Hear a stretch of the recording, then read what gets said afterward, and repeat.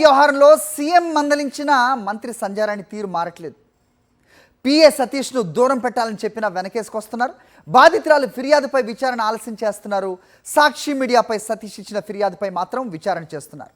బాధితురాల్ని 24 గంటల పాటు విచారించారు.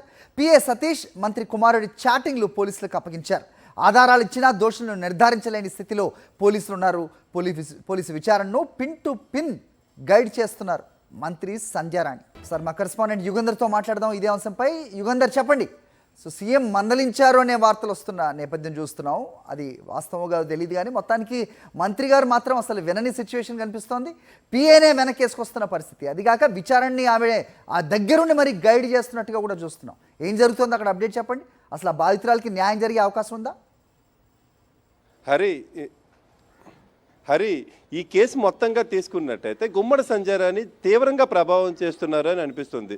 గుమ్మడి సంజారాన్ని దగ్గర పిఏగా పనిచేస్తున్నటువంటి సతీష్ని తొలగించామని చెప్పి సీఎంఓవై ఒక ప్రకటన విడుదల చేసింది. ఈ మేరకు ఆ ప్రకటన ఈనాడుతో సహా మిగతా అన్ని పత్రికల్లోనూ వచ్చినటువంటి పరిస్థితి కనిపిస్తుంది. అంటే సీఎంఓ ఈ వ్యవహారాన్ని చాలా సీరియస్గా తీసుకుంది. ఇటువంటి వ్యవహారాలకు పాల్పడిన ప్రతి ఒక్కరిని కూడా మంత్రుల పేషుల్లో పనిచేసినటువంటి వాళ్ళు కానీ మంత్రుల కుటుంబ సభ్యులు కానీ ఉన్నట్టయితే సీరియస్ యాక్షన్ మంత్రులే తీసుకోవాలని చెప్పినప్పటికీ కూడా గుమ్మడి సంజారాన్ని పట్టించుకున్నటువంటి పరిస్థితి అయితే మనకు కనిపించట్లేదు. గుమ్మడి సంజారాన్ని నిన్న సాలూరులో పర్యటిస్తూ తిరిగి దవాయింపు కార్యక్రమం చేసినటువంటిగా కనిపిస్తుంది.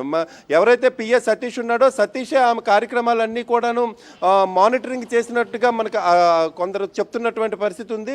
మరోవైపు గుమ్మడి సంజారాన్ని ప్రెస్ మీట్లలోనూ మిగతా వేదికల్లో కూడా ప్రభుత్వ కార్యక్రమాల వేదికల్లో కూడా మాట్లాడుతూ తన కుమారుడు ఎటువంటి తప్పు చేయలేదు, ఇవన్నీ ఫేక్ అని చెప్తున్నారు.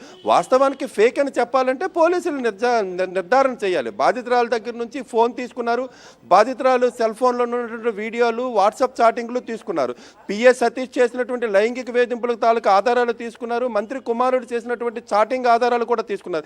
ఇవన్నీ తీసుకున్న తర్వాత అవి ఫోరెన్సిక్ విశ్లేషణ జరిగిన తర్వాత మాత్రమే అవి నిజమా ఫేకా అనేటువంటిది అనౌన్స్ చేయాల్సి ఉంటుంది. కానీ మంత్రి మాత్రం మొన్నటి నుంచి ఇది ఫేక్ ఫేక్ ఫేక్ అని ప్రచారం చేస్తున్నారు. పోలీసులను కూడా ఆమె ఇన్ఫ్లుయెన్స్ చేస్తున్నట్టుగానే మనకు అర్థమవుతుంది. ఎందుకంటే బాధితురాలు ఫిర్యాదు ఇచ్చి దాదాపు 3 రోజులు పూర్తవుతున్నప్పటికీ కూడా నిందితులైనటువంటి సతీష్ని కానీ లేకపోతే కుమారుని కానీ పిలిపించినటువంటి దాఖలా కనిపించట్లేదు.